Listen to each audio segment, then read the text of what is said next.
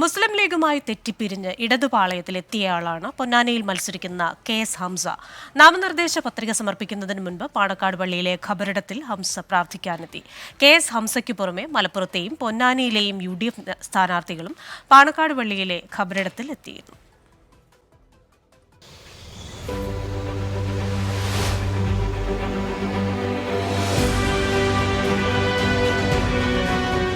പ്രധാനപ്പെട്ട ദിവസങ്ങളിൽ നിർണായക തീരുമാനമെടുക്കുമ്പോഴെല്ലാം പാണക്കാട്ട് പള്ളിയിലെ ഖബർസ്ഥാനിലെത്തി തങ്ങന്മാരുടെ ഖബറിന് മുന്നിൽ പ്രാർത്ഥിക്കുന്നത് UDF നേതാക്കളുടെ പതിവാണ്. എന്നാൽ ഇത്തവണ അതിലൊരു ചെറിയ ട്വിസ്റ്റ് സംഭവിച്ചു. നാമനിർദ്ദേശ പത്രിക സമർപ്പിക്കുന്നതിന് മുൻപ് മലപ്പുറത്തെ UDF സ്ഥാനാർത്ഥി ET മുഹമ്മദ് ബഷീർ പള്ളിയിലേക്കെത്തി. തൊട്ടുപുറകെ വന്നത് ആരും പ്രതീക്ഷിക്കാത്ത മറ്റൊരു സ്ഥാനാർത്ഥി, പൊന്നാനിയിലെ ഇടത് സ്ഥാനാർത്ഥി KS ഹംസ.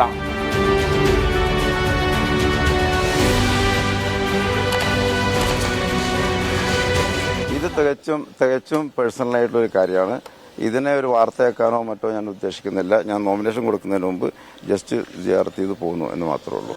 പ്രാർത്ഥനയ്ക്ക് ശേഷം പള്ളിക്കുള്ളിലുണ്ടായിരുന്ന ഇട്ടിക്ക് മുഖം കൊടുക്കാതെ പുറത്തുനിന്ന ലീഗ് നേതാക്കളോട് കുശലം പറഞ്ഞ് നേരെ പുറത്തേക്ക്. പിന്നാലെ പള്ളിയിലേക്കെത്തിയത് ഹംസയുടെ എതിരാളി അബ്ദുൾ സമദ് സമദാനി.